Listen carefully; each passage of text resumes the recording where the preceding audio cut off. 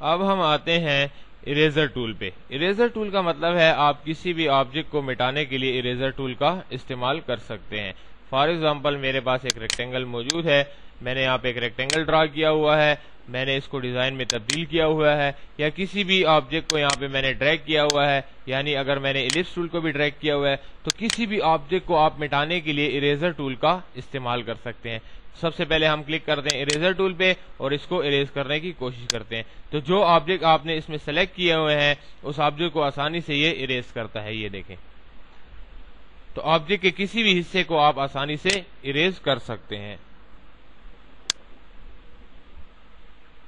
अगर आप चाहते हैं कि इसके साथ मौजूद आप रेक्टेंगल को इरेज करना चाहते हैं, तो पिक टूल की मदद से सबसे पहले आप उसको सेलेक्ट करें, उसके बाद इरेजर टूल पे आके इसको आप इरेज कर सकते हैं।